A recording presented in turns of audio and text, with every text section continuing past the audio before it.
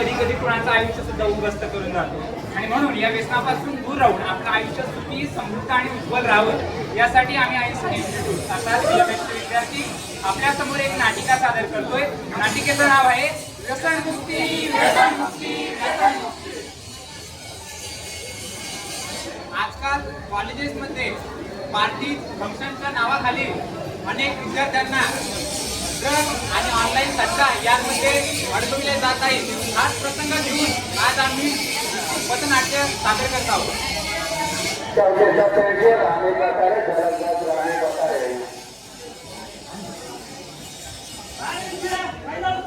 अरे खूप टेन्शन आहे, अभ्यासाचा अभ्यास होत नाही आणि पैसे खूप पडत नाही. काय नाही रे, होत असं त्रास. चल आपण फिरून येऊ. चल काय रे, कुठं फिरतो तू? काय नाही दादा, अरे बाळा काय झालं तुला? खूप टेन्शन आहे, अभ्यासाचा अभ्यास होत नाही आणि पैसे पण खूप पडत तू सेवन केलं तर टेन्शन कोणत्याही गोष्ट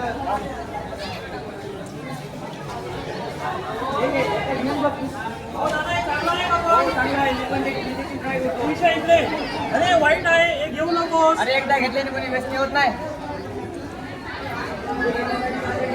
यावेळेस माझ्याकडून फ्री राहू दे, पुढच्या वेळेस येताना पैसे देऊन घे. आणि पैसे खूप पैसे ऑनलाईन गेमिंग किंवा सट्ट्याद्वारे कमवू शकतो. अटक मटक नाही नाही नाही, अटक मटक अटक मटक अटक मटक.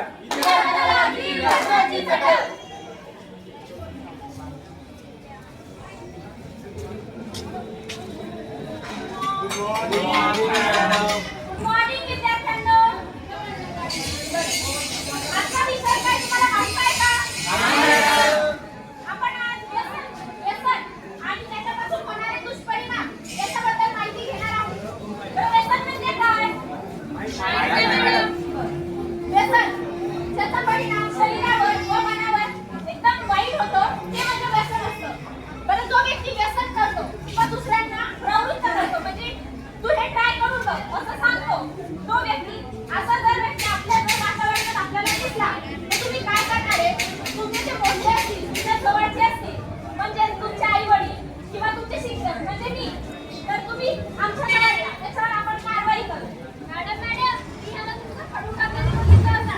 नाही मॅडम, मी नाही का तिथं तपकीर लावते. नाही हो मॅडम, अरे हे काय व्यसन आहे का? ही वाईट सवय आहे आणि हे आपण सोडू शकतो. व्यसन वेगळी गोष्ट आहे. आपण याच्याबद्दल उद्या बोलू.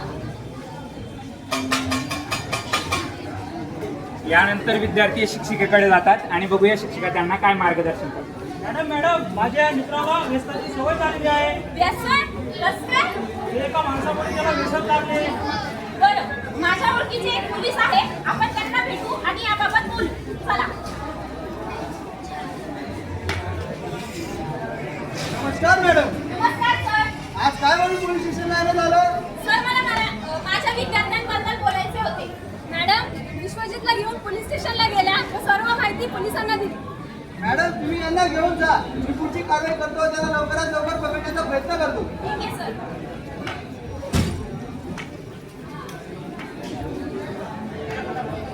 काय रे काय करतोय तू? ना लोकांना नशा करायला लावतो. चल चल चल चल चल चल चल. पोलिसने ड्रग डीलरला अरेस्ट केले. चटक लागली व्यसनाची, चटक लागली व्यसनाची, चटक लागली व्यसनाची, चटक लागली व्यसनाची.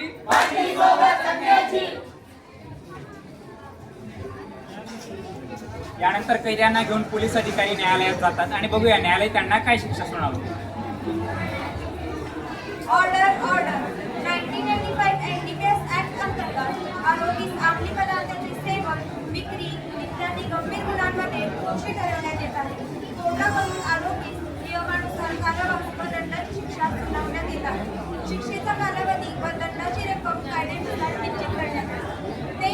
तसेच अंडर 18 ऍक्ट 2015 नुसार बालकाला शिक्षा देण्याऐवजी त्याचे काउन्सिलिंग आणि ट्रीटमेंट करण्याचा आदेश न्यायालय देत आहे.